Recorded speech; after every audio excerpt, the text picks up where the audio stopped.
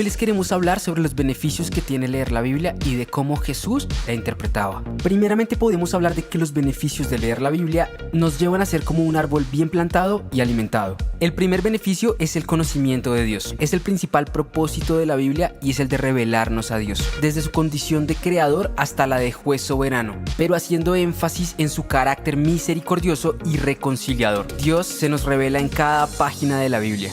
El segundo beneficio es el del conocimiento de la verdad. Una de las características que identifican a la Biblia es la infalibilidad, como la capacidad que tiene la Biblia de conducir hacia la verdad. Esta verdad que hallamos en la Biblia permite al ser humano conocerse a sí mismo y conocer la forma de cómo debe conducirse en este mundo.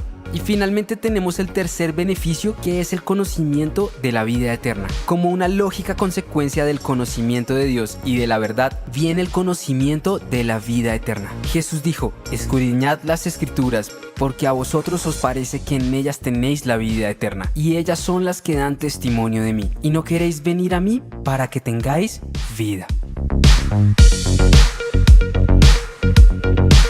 En segundo lugar, vamos a hablar de cómo interpretaba Jesús la Biblia. El hecho de citar las Escrituras frecuentemente era una de las fortalezas del Señor Jesucristo, y su forma de manejarlas nos permite identificar algunos elementos metodológicos en su interpretación. Sí, Jesucristo manejó un método de interpretación, lo cual puede notarse por su forma de hablar al mencionar las Escrituras. Veamos algunas de las frases célebres de Jesús agrupadas en tres temas fundamentales. El primer tema fundamental es la centralidad de las Escrituras, donde encontramos las siguientes frases. Escrito está. Esta frase constituye la base del método interpretativo de Jesucristo. Para Jesús, el Hijo de Dios, las Escrituras eran la regla bajo la cual se tomaba cualquier decisión. Con base en esto, podemos concluir lo siguiente: las Escrituras deben regir la vida de la Iglesia cristiana. Mas al principio no fue así. Lo encontramos en el libro de Mateo capítulo 19, verso 8. Cuando los fariseos preguntaron acerca del divorcio, Jesús dejó ver otro elemento fundamental de su forma de interpretar las Escrituras. ¿No habéis leído que el que los hizo al principio, varón y hembra los hizo? Y dijo: por esto el hombre dejará padre y madre y se unirá a su mujer, y los dos serán una sola carne. Mateo 19, 4 y 5.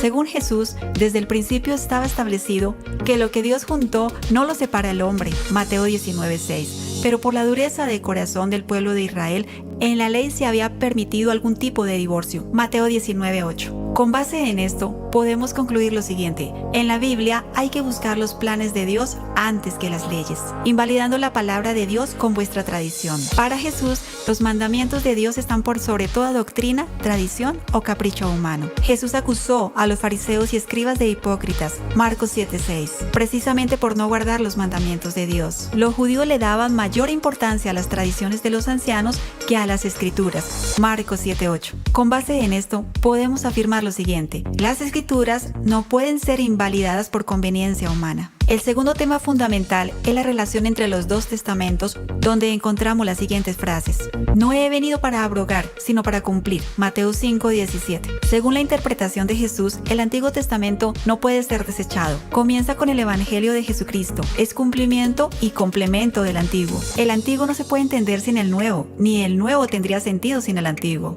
Una interpretación cristocéntrica de la Biblia no significa que solo nos basamos en el Nuevo Testamento, sino que interpretamos el Antiguo Testamento a través de la obra redentora de Jesucristo. Concluimos entonces lo siguiente: el Nuevo Testamento es complemento del Antiguo. ¿Nunca leíste lo que hizo David? Marcos 2:25. En muchas ocasiones, Jesús fue criticado por sus actos en el día de reposo, momentos en los cuales aprovechó para mostrar su forma de interpretar los rituales de la ley del Antiguo Testamento. Para él existían necesidades humanitarias cuya atención era prioritaria sobre las prácticas religiosas. Por ejemplo, Jesús interpretaba el día de reposo como una celebración hecha por causa del hombre, Marcos 2:27. Pero para los judíos era un rito que debía guardarse fría y religiosamente. Él le recuerda lo que hizo David, mostrando una interpretación más acorde con el carácter del día de reposo. Esto nos puede llevar a decir lo siguiente: el cuidado humanitario está por encima de las expresiones rituales. El tercer tema fundamental es la relación entre las Escrituras y Jesucristo, donde encontramos las siguientes frases: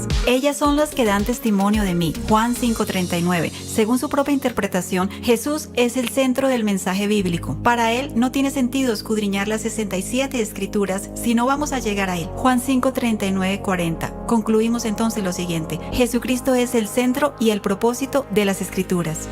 Hoy se ha cumplido esta escritura, Lucas 4:21. Cuando a Jesús se le dio la oportunidad de leer las escrituras en la sinagoga y leyó las promesas de libertad, de sanidad y buenas nuevas escritas por el profeta Isaías, Lucas 4:18-19 las interpretó como una alusión a él mismo. Para Jesús, las profecías del Antiguo Testamento acerca de un libertador o Mesías se cumplieron en él. Por lo tanto, podemos afirmar que ninguna actividad liberadora llevada a cabo por la Iglesia cristiana sería completa si no se fundamenta en el conocimiento de Jesucristo, porque las promesas de liberación se cumplen por medio de Jesucristo. Yo soy el pan vivo que descendió del cielo, Juan 6:51. La gente que comió del pan que Jesús multiplicó, posteriormente estaba pidiendo que hiciera una señal para creerle, Juan 6:30-31, basada en que Moisés había dado al pueblo el maná en el desierto, pero olvidaba que Jesús también le había dado de comer milagrosamente. Para Jesús, eso demostraba que esta gente no había entendido el mensaje, sino que solamente quería saciarse de pan,